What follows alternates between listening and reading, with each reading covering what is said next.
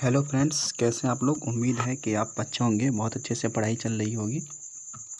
तो आज YouTube channel online short notes पे ठीक है, हिंदी के कुछ 10 महत्वपूर्ण क्वेश्चन हमने लिए हैं जो एग्ज़ाम की दृष्टि से काफ़ी क्या है इम्पोर्टेंट है।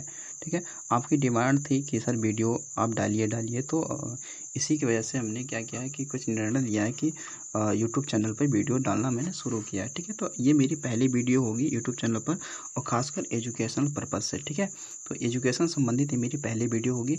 तो उम्मीद है कि इस वीडियो को बहुत सारा आप प्यार देंगे और बहुत अच्छा ही रिस्पॉन्स आएगा। तो बिना समय गंवाए ठीक है, चलिए चलते हैं हम लोग अपने आज के पहले क्वेश्चन की तरफ। ठीक है, पहले क्वेश्चन की तरफ चलेंगे। देखिए, आज का जो पहला क्वेश्चन है इसमें आपको स्क्रीन पे जैसा दिख पा रहा है कि क्वेश्चन नंबर 1 कह रहा है कि भारत में सबसे अधिक बोले जाने वाली भाषा कौन सी है। ठीक है, सबसे अधिक बोले जाने वाली भाषा कौन सी है। तो 4 ऑप्शन दे रखा है आपका, हिंदी, संस्कृत, तमिल और उर्दू। तो जिसमें आपका राइट आंसर ऑप्शन नंबर क्या है, ऑप्शन नंबर ए सही है। क्या है, ऑप्शन नंबर ए सही है। ठीक है, तो ये हिंदी जो भाषा है ये भारत में सबसे अधिक बोली जाती है और विश्व में तीसरे नंबर की सबसे बड़ी भाषा है। जबकि पहली भाषा कौन सी है, चीन की एक भाषा है मंदारिन, ये क्या है विश्व में सबसे अधिक बोले जाने वाली भाषा है। ठीक है, अब देखिए हिंदी जो शब्द है ना, हिंदी के शब्द जो है इसके बारे में कुछ संक्षिप्त रूप से जानते हैं। देखिए, हिंदी जो हमारी है ये क्या है, एक फारसी भाषा की शब्द है। कैसी है, फारसी भाषा की शब्द है। कैसी, फारसी भाषा की शब्द है। और किसने दिया, तो ये भाई ईरानियों ने दिया। किसने दिया दोस्तों ने, ये ईरानियों द्वारा ये शब्द दिया गया है। किसके द्वारा दिया गया, ईरानियों द्वारा दिया गया है। फिर उसके बाद में देखिए, जो हिंदी है ना, हिंदी को संविधान सभा द्वारा क्या, हिंदी को संविधान सभा द्वारा 14 सितंबर 1949 को अपनाया गया था। इसीलिए 14 सितंबर को हम लोग क्या मनाते हैं, हिंदी दिवस मनाते हैं। जबकि 10 जनवरी को क्या मनाते हैं, अंतर्राष्ट्रीय दिवस मनाते हैं। और उसके बाद में क्या, 3 अप्रैल को हम लोग विश्व हिंदी रंगमंच भी दिवस मनाते हैं। क्या, रंगमंच दिवस मनाते हैं। देखिए, हिंदी जो भाषा है ये सिर्फ भारत में ही नहीं बोली जाती है, अपितु ये क्या होता है विश्व के विभिन्न देशों में ठीक है बड़ी ही बृहद स्तर पर बोली जाती है। जैसे अगर हम बात करें, जैसे कि सूरी है, मॉरिशस है, त्रिनाद है। ठीक है, और उसके बाद में आपकी फिजी है, यूएसए है। यहाँ तक कि हमारे कुछ कंट्री में जो यूनिवर्सिटी है वहाँ पर हिंदी विषय में अध्ययन कराया जाता है, या क्या, हिंदी विषय में भी अध्ययन कराया जाता है। ठीक है, तो अगर बात करें कि जो हिंदी जो शब्द है, जो हिंदी जो भाषा है ये हमारे भारत में बात करें तो भारत में एक केंद्र शासित प्रदेश जो दिल्ली है, उसके साथ में 9 जो अन्य राज्य हैं। ठीक है, वहाँ की जो राज्य की भाषा है वो कैसी है, हिंदी है। कैसी है, वो हिंदी है। अगर हम बात करें वो कौन कौन से राज्य हैं, तो जैसे यूपी के जितने भी सटे हुए राज्य हैं, यानी कि यूपी के जितने भी सीमावर्ती राज्य हैं उनकी राज्य की भाषा कैसी है, तो कैसी है उनकी, तो हिंदी है। जैसे कि यूपी है आपका, फिर राजस्थान है, हरियाणा है, हिमाचल प्रदेश है, उत्तराखंड है, बिहार है, झारखंड है, छत्तीसगढ़ है, मध्य प्रदेश है और दिल्ली है और यूपी खुद की। ये 10 राज्यों में क्या है, हिंदी वहाँ की राज्य की भाषा है। ठीक है दोस्त, ये समझ गए आप कि हिंदी के बारे में। इसके बाद देखिए, संस्कृत है, तमिल है, उर्दू है। ठीक है, तो ये भी हमारी क्या है, एक प्रकार की राज भाषा है। ठीक है, ये भी संविधान की 8वीं अनुसूची में इनका भी मेंशन कर रखा है। चलिए देखते हैं अगला क्वेश्चन। देखिए, अगला क्वेश्चन है क्वेश्चन नंबर 2। ठीक है, क्वेश्चन नंबर क्या है, तो आप क्वेश्चन नंबर 2 देखेंगे, इसमें बोल रखा है कि हिंदी भाषा का जन्म हुआ है। ठीक है, हिंदी भाषा का जन्म किससे माना जाता है। ठीक है, हिंदी भाषा का जन्म किससे माना जाता है। 4 ऑप्शन है, अपभ्रंश से, लौकिक संस्कृत से, पाली प्राकृत से या वैदिक संस्कृति से। तो जो इसमें आपका राइट आंसर ऑप्शन नंबर क्या है, आपका ए सही है, अपभ्रंश से। देखिए, अपभ्रंश जो है ये क्या है, एक अपभ्रंश का मतलब होता है बिगड़ा हुआ रूप। किसका बिगड़ा हुआ रूप, तो प्राकृत भाषा का बिगड़ा हुआ रूप। ठीक है, तो आप याद रखेंगे कि अगर आपसे कोई क्वेश्चन पूछ लिया जाए कि जो अपभ्रंश है, अपभ्रंश का पूर्ववर्ती भाषा कौन सा है, तो अपभ्रंश का जो पूर्ववर्ती भाषा है वो आपका कौन सा है, तो प्राकृत है। कौन सा है, प्राकृत है। और जबकि उत्तरवर्ती भाषा कौन सी है, तो उत्तरवर्ती भाषा आपके बताएंगे औहट है। कौन सी है, तो औहट है। कौन सी है, औहट है। ये भी क्वेश्चन एग्जाम में बन जाते हैं। ठीक है, दूसरी बात देखिए, दूसरी बात क्या है कि अपभ्रंश ये कितने प्रकार के होते हैं, तो अपभ्रंश 7 प्रकार के होते हैं। कितने, 7 प्रकार के होते हैं। कौन कौन से, तो सौरसैन्य अपभ्रंश, ठीक है, खस अपभ्रंश, पैशाच्य अपभ्रंश, ब्राचट अपभ्रंश, महाराष्ट्रीय अपभ्रंश, अर्धमागधी अपभ्रंश और मागधी अपभ्रंश। ठीक है, तो ये अपभ्रंश कितने प्रकार के होते हैं, 7 प्रकार के होते हैं। ठीक है, तो ये दोस्त याद रखिएगा कि अपभ्रंश से ही हिंदी का विकास माना जाता है। ठीक है, अपभ्रंश से भी हिंदी का विकास माना जाता है। चलिए देखते हैं हम लोग अगला क्वेश्चन, क्वेश्चन नंबर 3।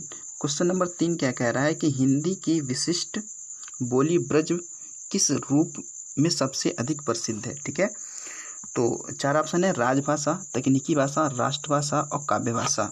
तो जो इसमें आपका राइट आंसर होगा ऑप्शन नंबर क्या होगा, ऑप्शन नंबर डी सही होगा, काव्य भाषा। देखिए जो ब्रज भाषा है ना, ब्रज भाषा में सबसे जो काव्य लिखे गए हैं, ब्रज भाषा में क्या है, सबसे ज़्यादा काव्य लिखे गए हैं, यानी काव्य मतलब ये कि कविताएं लिखी गई हैं। तो ब्रज भाषा में इतनी सारी कविताएं लिखी गई हैं कि एक ब्रज बोली ना होकर किसका रूप धारण कर लिया, ब्रज भाषा का रूप धारण कर लिया, इसलिए हम इसे क्या बोलते हैं, ब्रज भाषा कहते हैं। ठीक है, ब्रज भाषा याद रखिएगा। और ब्रज भाषा जो है, यानी कि ब्रज भाषा ये किससे विकास माना जाता है, तो जो हमारी ये पश्चिमी हिंदी है ना, कौन सी, पश्चिमी हिंदी, हिंदी की उपभाषा है कौन सी, पश्चिमी हिंदी, इससे विकास माना जाता है। ठीक है, इससे विकास माना जाता है। ठीक है, ये भी याद रखिएगा आप। ठीक है, चलिए देखते हैं हम लोग अगला क्वेश्चन देते हैं। अगला क्वेश्चन हमारा क्या है कि भारतवर्ष में हिंदी को आप किस वर्ग में रखेंगे। ठीक है, किस वर्ग में रखेंगे। 4 ऑप्शन है, राजभाषा, राष्ट्रभाषा, विभाषा या तकनीकी भाषा। जो आपका इसमें राइट आंसर होगा ऑप्शन नंबर क्या सही है, ऑप्शन नंबर ए सही है, राजभाषा। देखिए हमारी हिंदी जो है वो राजभाषा है, न कि राष्ट्रभाषा। हम लोग बचपन में अपने जो बचपन हम लोग जब पढ़ते थे तो हम लोग क्या पढ़ते थे कि जो हमारी राष्ट्रभाषा वो हिंदी है। तो देखिए हमारी हिंदी राष्ट्रभाषा नहीं है, हमारी हिंदी राष्ट्रभाषा नहीं, कैसी है, राजकीय भाषा है। ठीक है, राजभाषा है। ठीक है, कैसी है, राजभाषा है। और याद रखिएगा राजभाषा आयोग का गठन संविधान में किया गया है। ठीक है, क्या गया, संविधान में किया गया, राष्ट्रपति के आदेश पे किया गया है। और बात करें राजभाषा आयोग तो 7 जून, ठीक है, कितना, 7 जून 1955 को, ठीक है, किया गया। ठीक है, राजभाषा आयोग का गठन कब किया गया, 7 जून 1955 को किया गया, राष्ट्रपति के आदेश पर। और इसके जो पहले जो अध्यक्ष बने वो कौन बने, तो बने बीजी खेर, यानी बाल गंगाधर खेर। देखिए बाल गंगाधर तिलक नहीं है, आप कंफ्यूज नहीं होइएगा। ठीक है, तो राजभाषा आयोग के प्रथम अध्यक्ष कौन बने, बीजी खेर बने, यानी बाल गंगाधर खेर बने। ठीक है, फिर उसके बाद देखिए राष्ट्रभाषा दे रखा है। तो राष्ट्रभाषा क्या होती है, राष्ट्रभाषा की अगर हम बात करें तो राष्ट्रभाषा क्या होती है, जो पूरे राष्ट्र की भाषा होती है। ठीक है, यानी कि पूरे अगर भारत में अगर एक ही भाषा बोली जाती है हिंदी, तो हमारी हिंदी क्या होती है, राष्ट्रभाषा। लेकिन नहीं, हिंदी क्या सिर्फ कुछ ही भारत के उत्तर भारत में ही हिंदी भाषा बोली जाती है। ठीक है, इसलिए हमारी ये राष्ट्रभाषा नहीं है हिंदी। ठीक है, उसके बाद देखिए विभाषा। विभाषा क्या होती है, विभाषा क्या होती है कि ये बोली होती है, बोली से बड़ी इकाई जो होती है आपकी उपभाषा होती है, उपभाषा से बड़ी इकाई क्या होती है, विभाषा।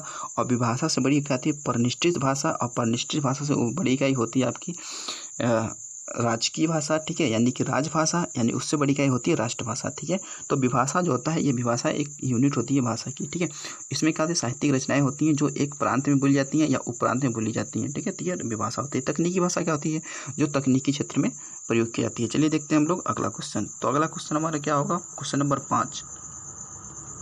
क्वेश्चन नंबर 5 क्या बोल रखा है, कह रखा है कि ब्रज बोली नाम से जानी जाती है। क्या, ब्रज बोली के नाम से जानी जाती है। तो बताइए ब्रज बोली किस नाम से जानी जाती है। तो देखिए इसमें आपके 4 ऑप्शन दे रखे हैं, पंजाबी, मराठी, गुजराती और पुरानी बांग्ला। तो जो आपका सही राइट आंसर है वो आपका ऑप्शन नंबर डी है। ठीक है, पुरानी बांग्ला। देखिए ब्रज बोली को हम लोग बंगाल में किस नाम जानते हैं, ठीक है, ब्रज बोली। ठीक है, उसी तरीके से आप याद रखिएगा कि असम में ब्रज भाषा को किस नाम जानते हैं, असम की, हम असम की बात कर रहे हैं। असम में ब्रज भाषा को ब्रजवल्ली, ठीक है, ब्रजवल्ली के नाम से जानते हैं। ठीक है, किसके नाम से, ब्रजवल्ली के नाम से जानते हैं। ठीक है, याद रखिएगा। जबकि बंगाल में किस नाम से जानते हैं, तो ब्रजबोली के नाम से जानते हैं। चलिए ठीक, चलिए देखते हैं अगला क्वेश्चन। क्वेश्चन नंबर है 6, यानी कि निम्न में से कौन सी भाषा देवनागरी लिपि में लिखी जाती है। ठीक है, 4 ऑप्शन है, गुजराती, उड़िया, मराठी, सिंधी। तो जो आपका इसमें राइट आंसर होगा ऑप्शन नंबर कौन सा, ए। ठीक है, कौन सा, ए। ठीक है, तो जो देवनागरी लिपि में जो गुजराती है ये देवनागरी लिपि में लिखी जाती है, जैसे कि हिंदी भी हमारी देवनागरी लिपि में लिखी जाती है। अगर यहाँ पे हम बात करें देवनागरी लिपि की, क्योंकि यहाँ देवनागरी लिपि आया, तो यहाँ पे हम देवनागरी लिपि के बारे में थोड़ी सी चर्चा करेंगे, देवनागरी लिपि के बारे में। तो देखिए देवनागरी जो लिपि है, तो देवनागरी लिपि की अगर हम बात करें, सबसे पहले जो इसका सर्वप्रथम जो उल्लेख मिला था देवनागरी लिपि का, वो गुजरात के जो नरेश थे जयभट्ट। कौन, गुजरात के नरेश थे जयभट्ट। इनकी शिलालेख में 700 से 800 BC के आसपास में देवनागरी लिपि का सर्वप्रथम वर्णन किया गया था। ठीक है, वर्णन किया गया था। फिर उसके बाद में हम बात करें कि जो लिपि होती हैं, लिपियाँ कितनी प्रकार की होती हैं। तो लिपियाँ जो अगर हम भारत की बात करें तो लिपियाँ 64 प्रकार की होती हैं। कितनी, 64 प्रकार की होती हैं।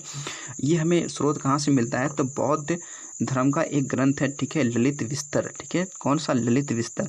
तो उस बौद्ध ग्रंथ जो ललित विस्तर है, ललित विस्तर में ये बताया गया है कि भारत में कुल 64 प्रकार की लिपियां हैं, जिसमें से 2 लिपियां प्रमुख हैं। एक कौन सी है? ब्राह्मणी, दूसरी कौन सी? खरोष्ठी। जो देवनागरी लिपि है यह ब्राह्मणी लिपि से इसका विकास माना जाता है, ठीक है, विकास माना जाता है। तो आप समझ गए ना देवनागरी लिपि के बारे में। और देवनागरी लिपि हमारी कैसी लिपि है? तो ये हमारी क्या है? अक्षरात्मक लिपि है। कैसी? अक्षरात्मक लिपि। जैसी बोली जाती है वैसे ही देवनागरी लिपि लिखी भी जाती है, ठीक है। चलिए देखते हैं हम लोग अगला क्वेश्चन। क्वेश्चन नंबर है 7, ठीक है, 7 क्वेश्चन नंबर है। इसमें क्या कह रहा है कि भारतीय संविधान में किस अनुच्छेदों में राजभाषा संबंधी प्रावधानों का उल्लेख कर रखा है? तो 4 ऑप्शन है, 343 से 351 तक, 434 से 315 तक, या 343 से 135 तक, 334 से 153 तक। जो इसमें आपका राइट आंसर है वो ऑप्शन नंबर क्या सही है? ऑप्शन नंबर ए सही है। कौन सा? ए सही है। तो ठीक है, तो आपकी बात करें कि संविधान में राजभाषा से संबंधित जो भाग 17 है, भाग 17 में क्या रखा है कि राजभाषा संबंधित है। किससे है? भाग 17 राजभाषा संबंधित है। आर्टिकल कौन सा है? तो 343 से लेकर 341, ये हमारी क्या है? ये अनुच्छेद है, ठीक है। इसमें राजभाषा का उल्लेख कर रखा है। जैसे हमने आपको बताया था कि जो राजभाषा है ना, राजभाषा, ये राजभाषा आयोग का गठन किया गया था राष्ट्रपति के आदेश पे। कब किया गया था? तो आप बताएंगे कब? 7 जून 1955 को राजभाषा आयोग का गठन किया गया था। इसके प्रथम अध्यक्ष कौन थे? तो बाल गंगाधर खेर थे। कौन थे? बाल गंगाधर खेर थे, ठीक है। चलिए देखते हैं हम लोग अगला क्वेश्चन। अगला क्वेश्चन आपका है 8 नंबर। और क्वेश्चन नंबर 8 में बोल रहा है कि दक्षिण भारत हिंदी प्रचार सभा का मुख्यालय कहाँ स्थित है? ऑप्शन 4 है, हैदराबाद, बेंगलोर, चेन्नई, मैसूर। तो आपका जो राइट आंसर होगा ऑप्शन नंबर सी सही होगा, यानी कि चेन्नई। जो दक्षिण भारत हिंदी प्रचार सभा का मुख्यालय है वो चेन्नई में, चेन्नई यानी मद्रास में। चलिए देखते हैं। अब दक्षिण भारत हिंदी प्रचार सभा के बारे में बात करें तो इसकी स्थापना 1918 में की गई थी। कब की गई थी दोस्त? 1918 में की गई थी। किसने की थी? तो महात्मा गांधी और साथ में और कौन थे? Annie Besant. कौन थे? Annie Besant. तो ये दोनों लोगों ने मिलकर दक्षिण भारत हिंदी प्रचार सभा का मुख्यालय की स्थापना की थी, ठीक है, तो याद रखेंगे। और इसके 4 क्या हैं? इसके 4 रीजनल भी हेडक्वार्टर हैं, यानी कि 4 इसके रीजनल मुख्यालय भी हैं। वो कहाँ कहाँ हैं? तो एक तो आपका केरल है, दूसरा आपका कर्नाटक है, तीसरा आपका आंध्र प्रदेश है, और चौथा आपका कौन सा है? तो चौथा तमिलनाडु है। कौन सा? तमिलनाडु है, ठीक है। तो चलिए देखते हैं हम लोग अगला क्वेश्चन। अगला क्वेश्चन है कि संविधान के अनुच्छेद 351 में किस विषय का वर्णन है? ठीक है, किस विषय का वर्णन है? 4 ऑप्शन इसमें आपके दे रखे हैं। संघ की राजभाषा, उच्चतम न्यायालय की भाषा, पत्राचार की भाषा और हिंदी के विकास के लिए निर्देश। जो आपका राइट आंसर होगा ऑप्शन नंबर डी सही होगा। क्या? हिंदी के विकास के लिए निर्देश, ठीक है। तो जैसे मैंने कभी भी बात की है कि मतलब कि जो राजभाषा संबंधित संविधान में किस अनुच्छेद से किस अनुच्छेद तक मतलब व्याख्या कर रखा है, तो 343 से लेकर कितना? 351 तक। कितना? 351 तक। तो इसमें आर्टिकल जो आपका 343 है, इसमें ये बोल रखा है कि जो संघ की राजभाषा होगी वो कैसी होगी? हिंदी होगी। और जबकि देवनागरी लिपि कैसी होगी? जबकि लिपि कैसी होगी? देवनागरी होगी। और अक्षरों जो हमारा मतलब जो अंक है वो कैसे हो? रोमन लिपि में होगी। कैसे? रोमन लिपि में होगी, ठीक है। जो ऑप्शन नंबर इसमें बी कह रहा है कि ऑप्शन नंबर बी, ये आर्टिकल जो हमारा 348 है ना, 348 में ये बोल रखा है कि जो हमारा हाई कोर्ट है, जो हमारा सुप्रीम कोर्ट है, जो संसद है, जो हमारी विधानसभा है, यहाँ की भाषा कैसी होगी? तो आर्टिकल 348 में इसका उल्लेख कर रखा है। फिर देखिए ऑप्शन नंबर सी जो है पत्राचार की भाषा, ये आर्टिकल 350 में ये कह रखा है कि जो हमारी पत्राचार की भाषा मतलब जो अधिकारियों को मतलब शिकायत करनी है आपको, तो वो किस भाषा में लिखेंगे। या फिर इसमें ये कह सकता है कि जो मातृभाषा होती है, जो प्रारंभिक जो शिक्षा होती है वो मातृभाषा में दी जानी चाहिए। तो ये किस आर्टिकल में? 350 में, ठीक है। फिर उसके बाद में देखिए जो हमने डी तो हमने पढ़ ही लिया। चलिए देखते हैं अगला क्वेश्चन। अगला क्वेश्चन है कि ब्रज भाषा है, ब्रज भाषा क्या है? आपको ये बताना है। 4 ऑप्शन है। पूर्वी हिंदी, यानी ब्रज भाषा किससे विकास माना जाता है? पूर्वी हिंदी से, पश्चिमी हिंदी से, बिहारी हिंदी से, पहाड़ी हिंदी से। तो जिसमें जो आपका राइट आंसर होगा ऑप्शन नंबर कौन सा सही होगा? ऑप्शन नंबर बी सही होगा, पश्चिमी हिंदी से, ठीक है। तो ब्रज भाषा का विकास किससे माना जाता है? पश्चिमी हिंदी से माना जाता है। देखिए हिंदी जो है ना, हिंदी भाषा है, हिंदी एक भाषा है। और हिंदी एक भाषा कितनी उपभाषाएं हैं? 5 हैं। और जबकि इन 5 उपभाषाओं की कितनी बोलियां हैं? तो 18 बोलियां हैं। कितनी? 18 बोलियां हैं। सर्वाधिक किसकी बोली है? तो पश्चिमी उपभाषा है ना, पश्चिमी उपभाषा, ठीक है, इसके 5 बोलियाँ हैं। इसकी कितनी बोलियाँ हैं? तो इसकी 5 बोलियाँ हैं। उसी प्रकार से बिहारी हिंदी कितनी बोलियाँ हैं? तो 3 है। पहाड़ी कितनी है? इसकी भी 3 है। और पूर्वी कितनी है? इसकी भी 3 है। और एक कौन सी? एक राजस्थानी है। कौन सा है? एक राजस्थानी जो हिंदी है ना, इसकी 4 बोलियाँ हैं। इसकी कितनी है? 4 बोलियाँ हैं। तो इसलिए आप बताएंगे कि ब्रज भाषा के विकास किससे माना जाता है? तो पश्चिमी हिंदी से माना जाता है। किससे? पश्चिमी हिंदी से माना जाता है। तो ये हमारे आज के 10 क्वेश्चन रहे। ठीक है, आई होप कि आपको बहुत अच्छा लगा होगा इन 10 क्वेश्चनों के बारे में आपको पढ़कर, और जो मैंने एक्सप्लेन किया ये भी आपको अच्छा लगा होगा। ठीक है, इसी तरीके से आपको 10 क्वेश्चन आपको इस यूट्यूब चैनल पे आपको मिलेगा। ठीक है, तो यूट्यूब चैनल पे आपको जुड़े रहना है। इस ऑनलाइन शॉर्ट नोट्स को आपको क्या करना है, आपको इसकी संख्या सब्सक्राइब को बढ़ाना है। ठीक है, तो चलिए मिलते हैं, हम अगले वीडियो में मिलेंगे। ठीक है, तो आज के लिए इतना ही। Thanks for watching.